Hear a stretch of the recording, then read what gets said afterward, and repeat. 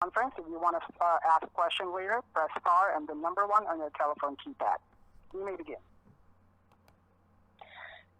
Good afternoon, everyone. Thank you again for your patience as we get set to have a preview conference call for the Audi 2016 MLS Cup Playoff Conference Championship.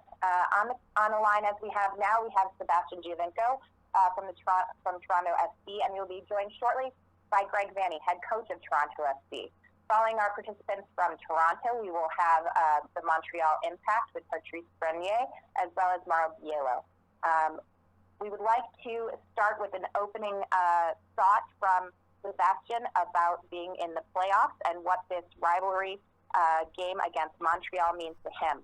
I should also mention, again, repeating, please press star 1 at any time during this call to be placed into Q&A queue, and we will be asking for your questions after the initial comments from Sebastian. As Sebastian speaks Italian, we are lucky enough to have a translator on the call to be translating all of your questions into Italian, and then, of course, Sebastian's responses into English.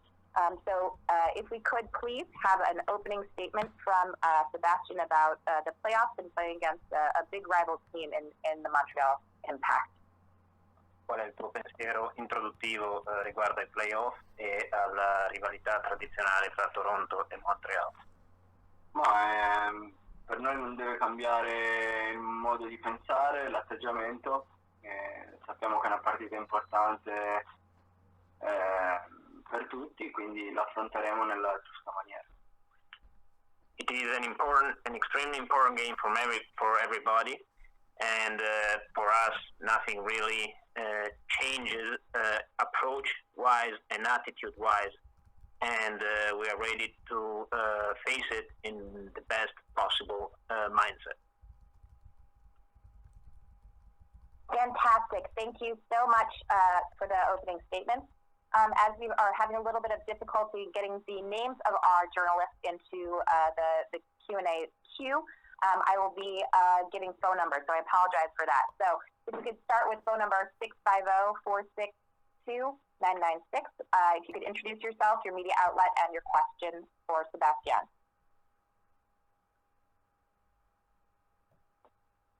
The first person can be moved into the question queue, please. Yep, we got our first question. I'll be opening up your line. Please state your first and last name. Can you hear me? Yes, we can now. Thanks so much. It's Jeff Carlisle from ESPNFC.com.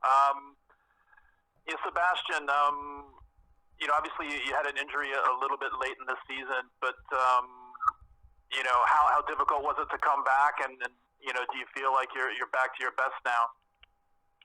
Hai avuto, Sebastian, un infortunio nella seconda parte della stagione. Quanto è stato difficile rientrare dopo questo infortunio, e pensi di essere ora nella tua migliore condizione? Ma penso che nulla viene per caso, si vede che era il momento giusto nella sfortuna di farmi male, però adesso sono tornato forse meglio di prima. Nothing happens by chance, and the timing of the injury, also obviously unfortunate, maybe had a lesson to teach, and now I am back as in my best possible shape. Okay, thanks. Thank you. Moving on to the next question from 202-309-1060. We can open up that line, please. Your name and media outlet. Your line is open. Please state your first and last name and media outlet.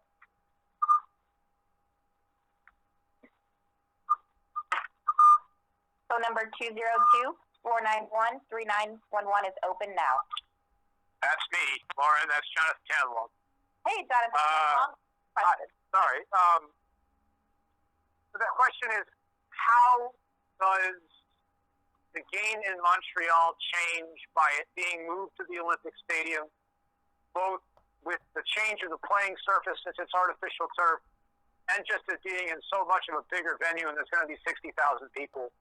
And how excited is he to play in front of the crowd like that? Quanto la partita in Montreal cambia fatto di essere giocata allo Stadio Olimpico davanti a un pubblico di 60.000 persone e sul turf artificiale. Ma penso che si sta parlando dello sport forse più bello e più popolare al mondo, quindi il fatto di avere tanti spettatori non può che far piacere, per noi deve essere un motivo in più per far bene. Sicuramente il campo è quel che è.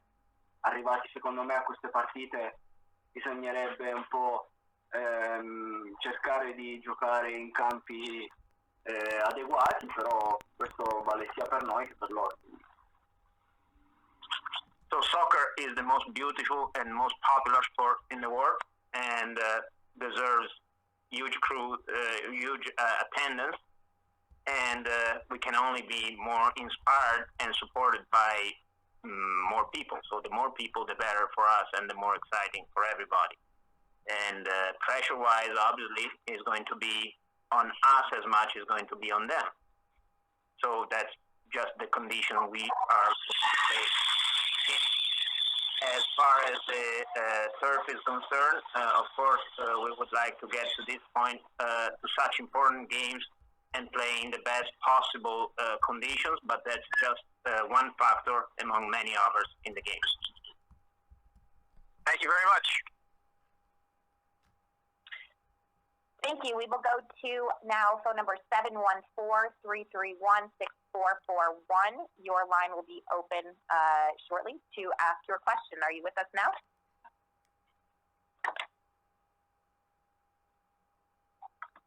My question for Sebastian would be, do you think that the fact that Montreal and Toronto get into the final conference, is it a good thing for the league since, it's not always the same teams come to make it to the finals like Galaxy or other regular teams?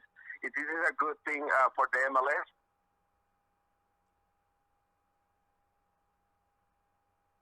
Sorry, can you repeat your question, please? Yeah, I want his opinion about the fact that new teams like Montreal and Toronto make it to the final conference. Is it a good thing for the MLS since they're the expansion teams, not repeating the same things always? Pensi che sia una buona cosa per la Lega e l'MLS che squadre nuove come Montreal e Toronto arrivino in finale di conference e sullo stesso livello chiaramente l'anno prossimo l'espansione della Lega con l'inserimento di sempre nuovi club? In finale ci vanno solo le migliori squadre. Quest'anno abbiamo dimostrato noi di essere le migliori e quindi è giusto che in finale ci andiamo noi. To the conference final, only the best team in the conference get to the final. So this season, we proved to be the best along with Montreal, and these two teams deserve to be in the finals. I would also like to let the group know that head coach Greg Vanney is now available as well for questions. So please, if you could, if you're interested in questions for Greg Vanney as well, push *1 to answer questions, and we'll get you into the queue. Our next question will go to Stu Cowan with the Montreal Gazette. Stu, feel free to get your line open and get you into get your question asked. Yeah, Sebastian and Greg could probably both answer. So I'm just wondering for Sebastian, what's the biggest, the most difficulty or the biggest challenge towards playing on artificial turf field, and also just Greg's thoughts about the game being on the artificial turf surface? Guys, sorry, we're going to answer Sebastian's questions first, and then Greg will join us once Sebastian's done. So we can wait for that, but Sebastian can answer your question. Okay. Seba, qual è la maggiore difficoltà che ti aspetti o la maggiore sfida che ti aspetti dalla superficie di gioco sul sintetico e come pensi di affrontarla? Forse hanno cambiato stadio per farci giocare in un terreno che non risalta proprio le nostre qualità, quindi la pressione secondo me va tutta al Montreal, perché ha fatto sì che appunto cambiasse il modo di giocare. Mi aspetto una squadra chiusa in difesa, questo è la mia opinione, e quindi lavoreremo per cercare di fare il meglio possibile. So the choice obviously has been done by Montreal, by the Impact. So obviously the pressure, and they made the choice probably to guarantee the maximum support and facilitate their own team. In reality, the pressure of a choice is on them, not on us. We just prepare our game to play on whatever surface. And what I expect is a very defensive game, and from there on their part, and we'll get ready for that. Thank you so much. Moving on to our next question, James Grossi. Yes, hello. Given that these two teams met last year in the playoffs and it came to a disappointing end for Toronto FC, does this year's chance to make amends for that add something special alongside it being a rivalry match? Insieme alla tradizionale rivalità tra le due squadre, il fatto di essere usciti l'anno scorso nei playoff contro Montreal aggiunge qualcosa a questa partita per te? Ma sicuramente è un motivo in più per cancellare quello che è successo l'anno scorso. Deve essere per me e per la squadra una cosa in più. It is just an additional motivation for me and the whole team to do better than last year and erase last year's memory. Thank you. Thank you. Our next question will go to 510-759-8575, and then our last question for Mr. Sebastian Giovinco will be with Brian Strauss following that question. So first, we'll open up the first line, 510. This is Rich Mahoney at Soccer America. Thank you. Sebastian, can you talk about the home field advantage that Toronto had at BMO Field now that it's bigger and expanded, and also there's some difficulty for the team late in the season to win home games. Was there something in particular that the coach addressed to correct that problem heading into the playoffs so your home game will be once again a home field advantage as you had so often during the regular season? Cosa pensi del fatto di avere la seconda partita in casa, quindi del vantaggio della seconda partita in casa, e viste le difficoltà mostrate dalla squadra a vincere partite in casa nell'ultima parte di stagione, come l'allenatore Greg Vanney sta affrontando tecnicamente questo fatto? Ma secondo me non è corretto pensare alla partita di ritorno, c'è da pensare alla partita di andata, che è sicuramente determinante, ma e quindi secondo me non è corretto parlare della seconda partita. This is not the moment in time to think at all about the second leg of the two games. Right now we are focused, and I'm personally focused on the first game, which is going to be the most important task at hand at this point in time. Thank you. And our final question for Mr. Giovinco will go to Brian Strauss. Brian? Hello, hello. Hello, hello. Okay, Sebastian, I'm always curious to hear what players who come from other countries think about our very unique North American system of playing a very long season and then deciding the champion with only a few games in a playoff that 12 teams get to participate in. So, do you like it? Do you not like it? Do you think it's fair? What do you think about the way we decide our champion here? Seba, cosa pensi della struttura del campionato dell'MSL, dell'MLSP, ovvero una lunga stagione che poi porta ai playoff in cui si decide tutto. Ti piace, non ti piace? Quali sono i tuoi pensieri a riguardo? Per me mi piace perché comunque mi piace il cambiamento da un campionato all'altro, l'ho trovato interessante, quindi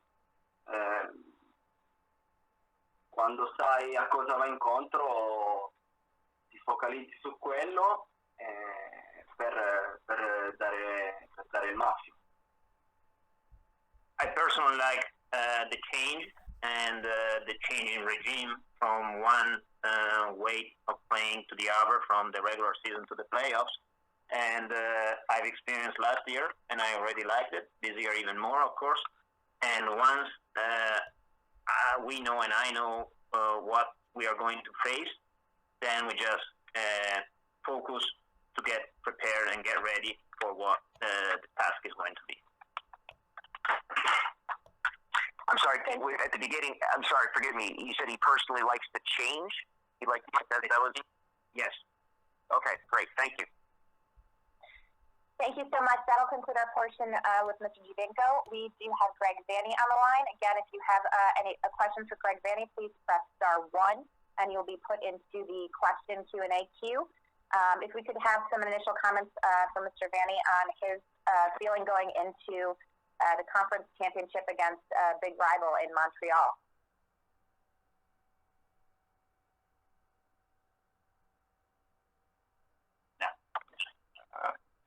Hello, everybody. My thoughts on the rivalry and the match are, I think it's great for both MLS and I think it's great for soccer in Canada that two Canadian teams, big markets, get to compete against each other in such a meaningful moment of the year and a meaningful, home and away series. And last year was just a small taste of that and obviously that first match, which was the play-in match. And we started extremely poorly in that game and paid dearly for that. But I thought it was just a taste of the rivalry that is continuing to build between these two franchises. It's the Montreal-Toronto rivalry in hockey and other sports that goes way, way back, and probably soccer as well, but not obviously in MLS. But each time we play these games that are more meaningful than the last, I think the more this rivalry continues to grow and become more exciting and more interesting for the fans. And I think the players are starting to feel that same sort of build-up in this match. And obviously history will play a part in it. Just from last year, we have enough guys on this roster from last year who remember that day and were embarrassed on that day, as was myself, that our mentality and our mindset as we start this series will be different than it was last year. So we're very much looking forward to it. I think it's going to be a great series and one that I think fans will find very interesting. Thank you so much. Our first question will go to Paul Tenorio. Paul? Hi, Greg. I wonder. I know Sebastian was kind of the big snub in the MVP race, but Piatti was barely talked about at all in the final stretch. And I wonder your thoughts on whether Piatti's underappreciated for what he's done in the league, and how you plan on trying to take him out of the game as much as possible. Yeah, I think Piatti, amongst his peers and players and teams that play against him, and us in particular in this scenario, speaking for us, we don't underestimate him. We very much know his value to the team and his ability to create and to finish. So obviously he's one of their players that we really have to keep an eye on, and we have to know where he is at all times. One of in my opinion, one of his greatest strengths is what people don't sometimes see and what he does before he actually gets the ball. And he's a guy who's very, very clever about his moments when he's helping the team defend, when he sees that the team is about to win the ball, and then he's quickly transitioning into an attacking action before anyone else on the field is transitioning. He's already transitioning, which is what he wins. Fragments of time, seconds above everybody else, and that's where he gets his space, and that's where he gets his separation from defenders. And then what we all see is his ability to take on defenders 1v1 and to score. But really, for me, what sets him apart from a lot of players in this league is his recognition and his craft to anticipate when transitions are going to happen and be one step ahead of the opposition when those moments happen. And for us, it's obviously to be aware of him at all times, especially and most notably when we have possession of the ball and making sure that in those moments when he separates from the defensive effort to transition, that we have a keen awareness of where he is, in addition to other players. But I think he's very, very clever about that. And so we have to be organized. We have to be very aware of his surroundings and make sure that we're accountable in moments, before transitions take place. Thank you.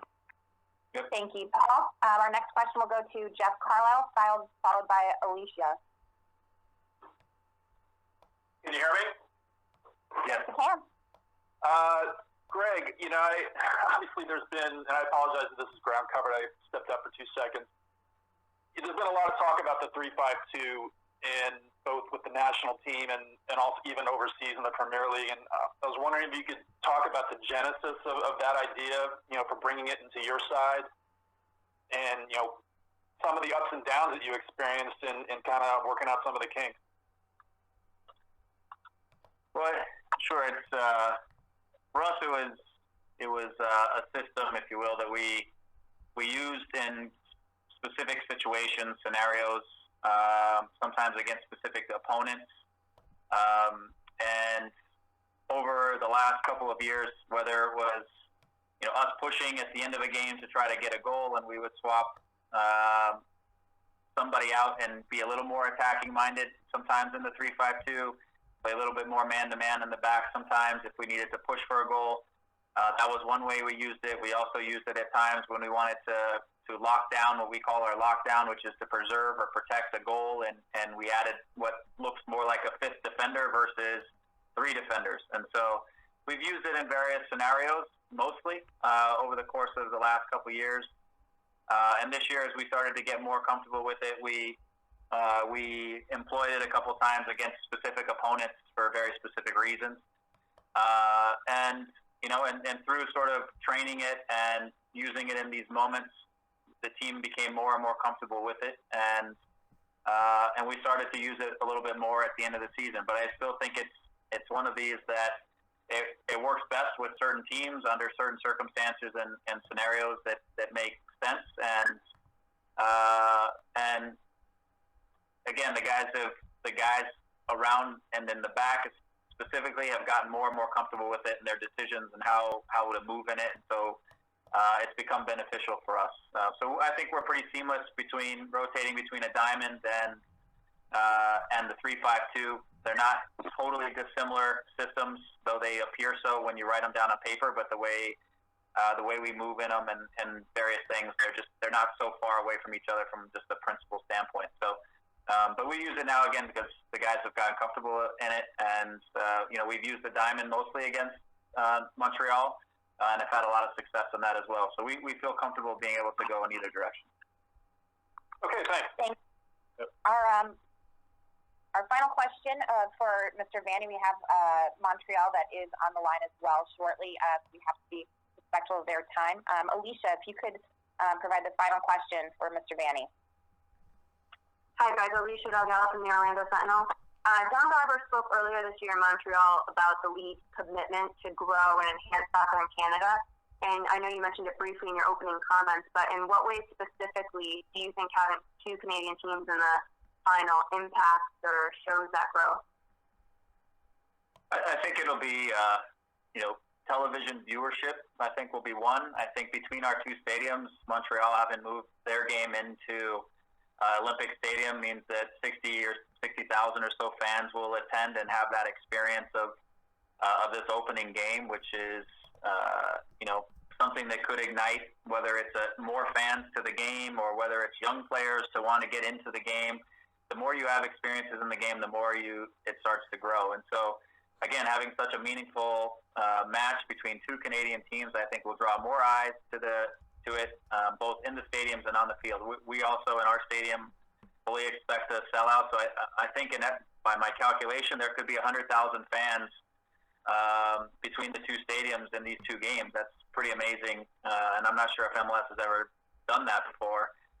In a two-legged tie, get over 100,000 fans in the stadium. So not to mention, I think it's just going to be a very attractive matchup for the Canadian viewership across Canada. And so for the first time, two Canadian teams playing each other, it will then push a Canadian team into MLS Cup final. And I think, again, all of these little moments and whether it's a rivalry or whatever, all these little moments help to build the sport, and we've seen it grow through MLS over the years. And this is just another where the emphasis and the focal point goes on a little bit north of the border here in Canada. So no question that some growth will come out of it. How we ultimately measure that, I think, is tough to say, and it might be over years. It may not be immediate, but we'll see it, I think, in television viewership and the butts in the seats, if you will, in the stands right away.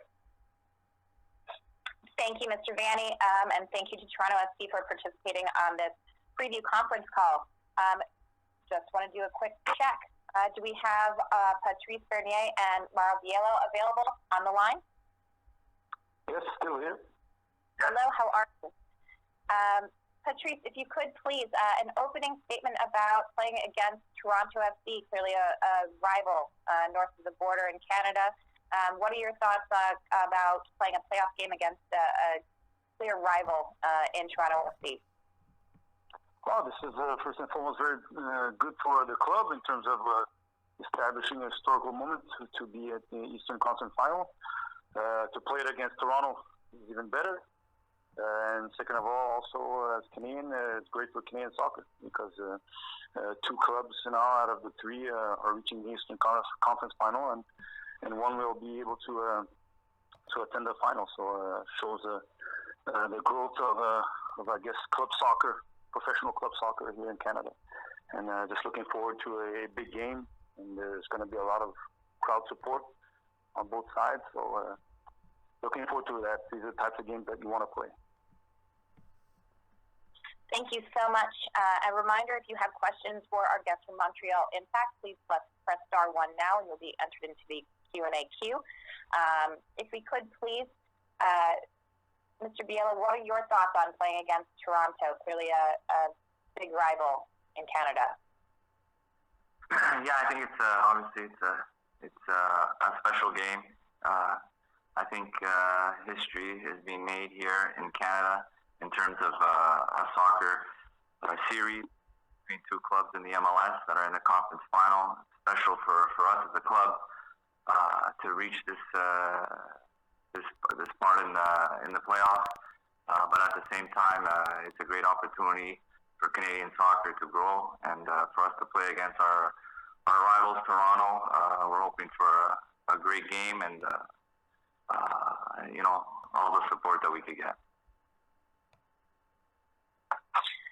Thank you so much. Our first question from media members will be to Jonathan Tannenwald. Jonathan, are you with us? I am indeed. If I could ask this question to each of you. There have been impact games at the Big O before, as you guys know, that have drawn really big crowds in the CONCACAF Champions League. David Beckham came, which was sort of a spectacle in its own right. This one seems a little bit different from that, in part because of the short notice, and in part because there's not necessarily sort of the same one-game appeal as there was for some of those past games. What does it feel like up there for you guys now as you watch the buzz for this, and what does it say that a game like this in particular can now draw 60,000 to Olympic Stadium? Oh, it's a great game, great venue to have Olympic Stadium at this stage of the season. And for, like you said before, it was one game, and now this is the Eastern Conference Final. And you're looking at this is not like Champions League where it was the beginning of the season, so people didn't quite get the factor of CONCACAF being in two different years. Well, this is the accumulation of 34-game season plus playoffs, and now in a short turnaround. And yeah, you see the people Montreal responding very well. Toronto also for this game to be watched. and supported. And so this is going to be special. And like I said, it's a historical moment because the club has been in the league since 2012, and now at the 5th season, able to get to the stage and hopefully move on to other moments. But it is a great moment, and just to appreciate and enjoy it. But it's great to see that the crowd has really responded, and that we're able to fill out the big O with 60,000 seats.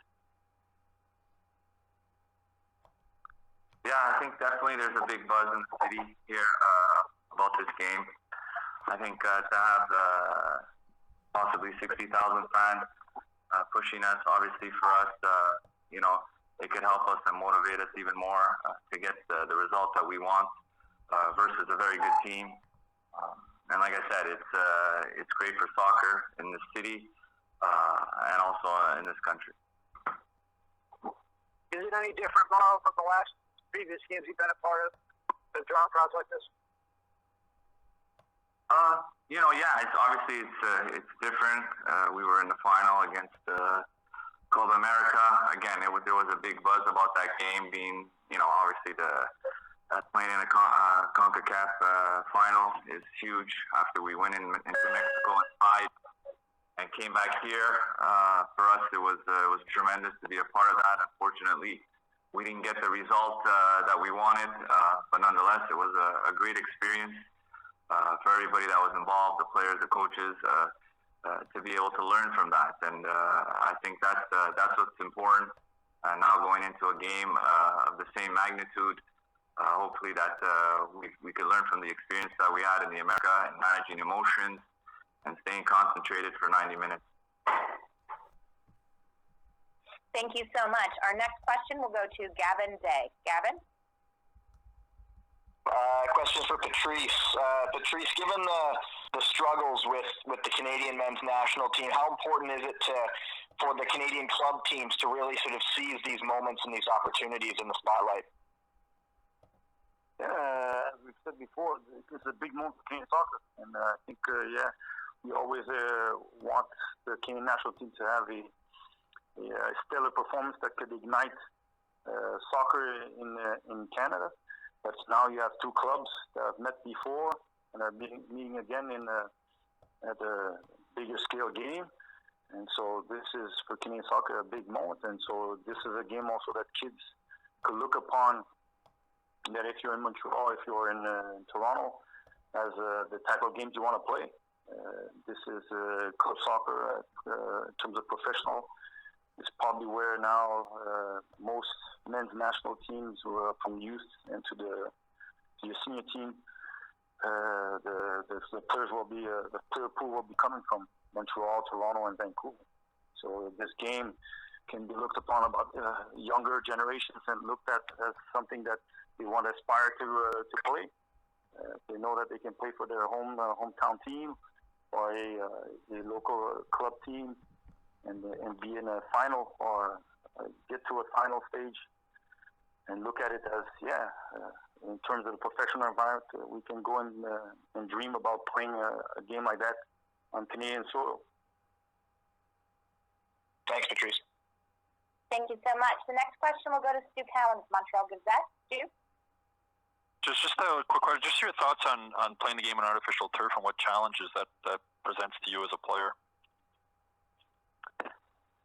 The turf is the turf, so it's always you have to get accustomed to it because of course most of our games in the season are on grass, and you train on grass most of the season. But we're at home, so we'll have the time to adjust to the turf, and with the few days that we have to prepare, I think after that you just as a professional just got to make sure that you fine tune body wise, and then after that. It's one of the conditions that you have to play on. So, but I don't think it makes it any different. It's for one game, but we'll have a few days to get on the turf and prepare properly. Thank you, Stu. Our next question will go to John Molinaro. John? Hi, question for Mauro. Mauro, what have you made of the way that Matteo Mancuso has adapted to Major League Soccer thus far in a short period of time, and how do you think he has just helped sort of the impact down the season stretch and especially in the playoffs? Yeah, I think he's adapted very well within the group. Sometimes it's not easy coming in halfway point of a season and adapting to a group, to a culture, to a city. But he's responded well. Whether he came off the bench, he gave us that added spark. Whether he started games, he's given us a different look up front in terms of his profile, in terms of his qualities, being able to get in behind, being able to constantly be in movement. These are all things that have benefited our team in our play. But at the same time, we're very happy the way he's adapted. He's a good guy. He's very quiet. Somebody who's been able to fit in the room and be very productive on the field at the same time. Thank you. Thank you so much. The next question goes to Ridge Mahoney with Soccer America. Ridge? Thank you. I'd like to speak to both gentlemen about Bernadello, who played for Montreal before and then came back. Both Mauro and Patrice, how has he helped to kind of forge that midfield that looks so good in the playoffs and is obviously going to be very important going up against Toronto in this next round? Yeah, different circumstances from the first time, but this time around he came. He already knew the city because, of course, when you come in the first time, you have to adapt, and that's always something that plays in the factor of a player's performance. But this time, second around, he already knew Montreal, knew the club very well, and came in, and you saw after a few games that adjusted very well. And you know that you see he's a feisty. He's very good in the defensive one-on-ones. And also good passing. So this time around, it's just a question of his adaptation. You have to put it aside because he already knew the club and the city, and just came in and fitted right away and helped the team. And then more and more you saw games, the more you saw him fitter, better, clinical, and he helps out because he plays more often on natural side. So we had a good connection on that side, and I think we saw the true Bernadello this season compared to when he came in 2013, where there was, like I said before, just the time that he had to acclimate, and then he had injuries at that time also.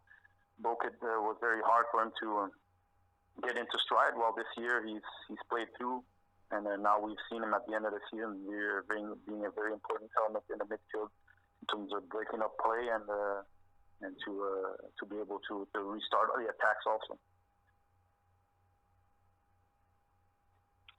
Thank you. Our next two questions will be the final questions for our participants with Montreal Impact. Arch Bell, followed by Paul Tenorio. Arch? Sorry, on the last question, do you want Mauro's answer as well? Oh, yes. Apologies. Mauro, please. Yeah. I mean, basically the adaptation for Hernan, obviously the second time around, knowing the city, knowing some of the staff members, the adaptation was easier. And, we're very happy with his contribution to the team in terms of what he brought in the midfield and being able to close down and win balls, win duels, and having that ability to start attacks at the same time. I think the more he got comfortable, the more he's been able to play as a starter within the group, the better he's become. And we saw a very good performance in New York and what he could bring, just in the ability of closing down certain key players, but at the same time having that intelligence to keep the ball and allow the team to breathe in possession. Thank you, Mauro. And now Arch Bell. Okay, great. Thank you so much. Mauro, I wanted to ask you about Nacho Piatti. Was not called into the Argentina camp for this past international break. Do you think that's going to give him some extra motivation for these upcoming games, the fact that he was snubbed by Argentina? And do you think he should be in the conversation, or do you think he deserves a call to the Argentine national team? Well, I know for a fact it's a big dream for him to play for his national team. that's for sure.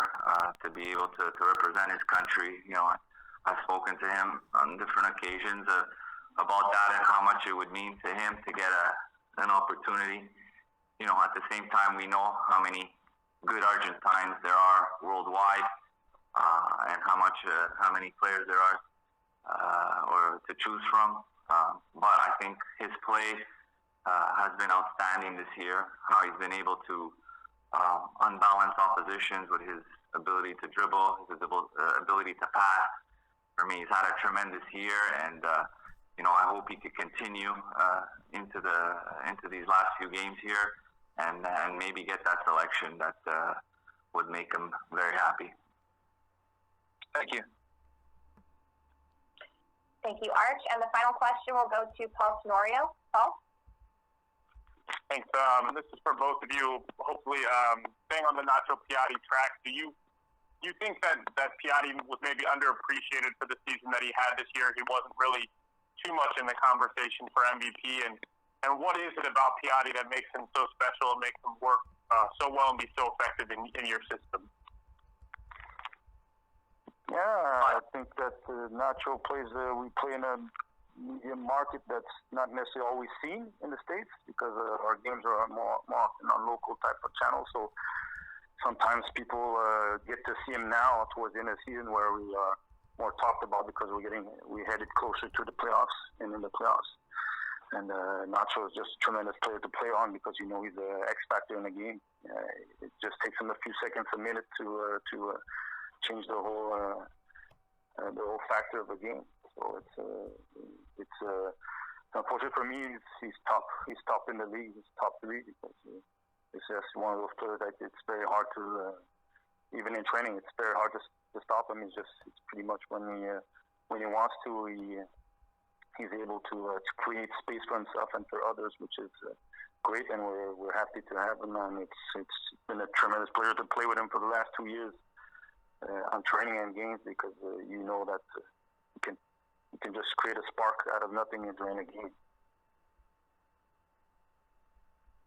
Yeah, I think obviously Ignacio had an incredible season, and I think a lot of people need to understand he played as a wide midfielder, and where he had responsibilities to help out defensively. So that's what makes it even more remarkable, his season that he had in terms of his offensive output.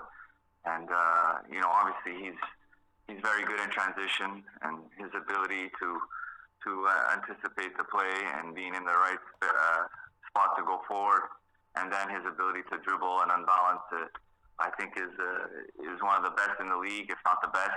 And for us, having Ignacio helps us in terms of if we're sitting lower, but at the same time, it's a guy that is a very good passer, that if you give him that space, he could play that ball that makes the difference. So for us, like Patrice said, it's someone that could change the outcome of the game at any moment, like a Giovinco, and we're hoping that he could continue in his form right now.